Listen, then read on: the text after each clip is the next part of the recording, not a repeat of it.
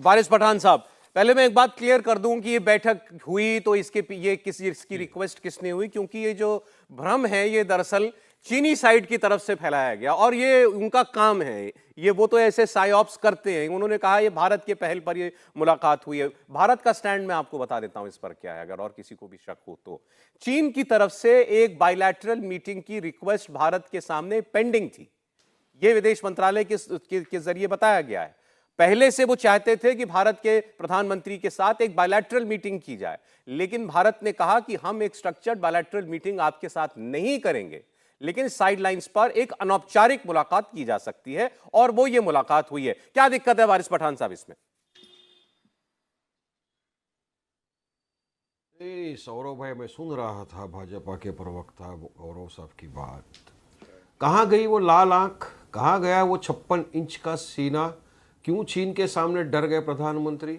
अरे भारत देश के प्रधानमंत्री है, सीना ठोक के आगे चलना चाहिए था, मगर नहीं, उनके पीछे पीछे जा रहे, उस चीन के पीछे जा रहे जो चीन हमारे हजारों किलोमीटर की जमीन में घुस चुका है। अभी आप बोलते हो कोई घुसा नहीं है, पहले मोदी ने भी कहा था ना कोई घुसा है ना कोई घुसेगा। अमेरिकन सैटेलाइट के वीडियो आप देख लीजिए, सब दिखा रहा है कि कहाँ कहाँ चीन घुस चुका है। अरुणाचल प्रदेश के लोगों ने जो वहाँ के रहते हैं, उन्होंने कहा कि चीन इतनी जगह पे आ चुका है, गांव बना रहा है, अब तो रास्ते बना रहा है, मगर आपको तो सिर्फ झूठ परोसना है, आप झूठ फैलाएंगे। 65 में से 25 जगह के ऊपर आज आप गश्त नहीं कर सकते वहां पर।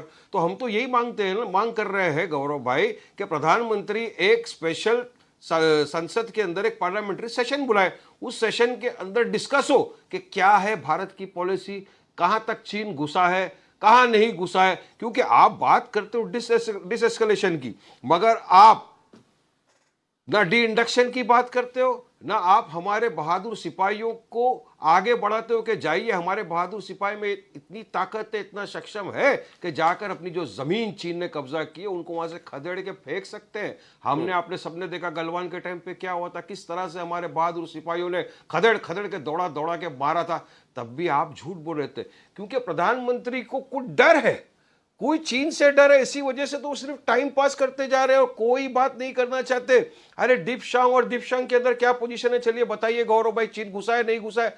लद्दाख के बॉर्डर के ऊपर क्या पोजीशन है, चलिए बताइए, चीन घुसा है नहीं घुसा है? नहीं, आपको मेन मुद्दा चीन का जो है, जो अंदर आ गया है, आपके हलक के अंदर ये फंस चुका है। अब आप उसको ना निगल सकते हैं ना उगल सकते हैं। देश की जनता जवाब मांग रही है, तो अभी आप आ जाएंगे इनके नाम के अंदर मुस्लिमीन लिखा है, मेरे नाम में तो इंडिया भी लिखा है, ऑल इंडिया मजलिस इत्तेहाद उल मुस्लिमीन लिखा है। तो क्या इंडिया से भी आपको नाराजगी हो गई है?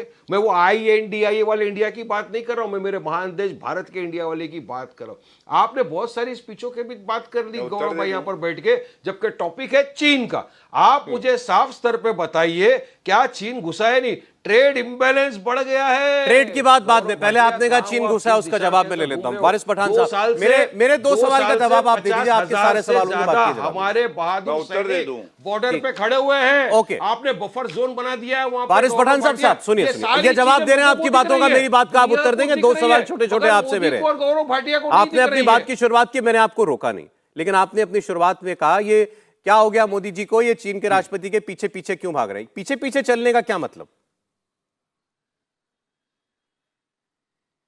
पीछे पीछे लाल आंख दिखाइए। आप पहले बोलिए कि आप हमारी जमीन को छोड़ो। आप क्या कर रहे हो पता है? सिर्फ चीन से डर के घबरा के बैठ गए हो, क्योंकि आपको पता है चीन घुसा हुआ है। अरुणाचल प्रदेश के लोग झूठ नहीं बोलेंगे, यूएस का सैटेलाइट झूठ नहीं बोलेगा, कोई कुछ झूठ नहीं बोलेगा, लेकिन मोदी जी जरूर झूठ बोल रहे हैं कि ना कोई। चलिए मैं आपकी बात का जवाब, आप कह रहे हैं मगर घुसा, आप कह रहे हैं टाइम पास करते हैं मोदी जी, मुद्दे की बात नहीं करते। मुद्दे की बात ये नहीं करते कि चीन की फौज पीछे जाओ, और आप कह रहे हैं कि मोदी जी डरे हुए हैं, तभी वो चीन के सामने लाल आंख नहीं दिखा पाए। एक्शन ही नहीं ले रहे। जवाब गौरव भाटिया जी का। आचार्य प्रमोद कृष्ण जी भी जुड़ गए। आचार्य जी नमस्कार, बहुत स्वागत आपका। एक उत्तर आ जाए गौरव जी का, फिर मैं आपके पास आता हूं। गौरव भाटिया,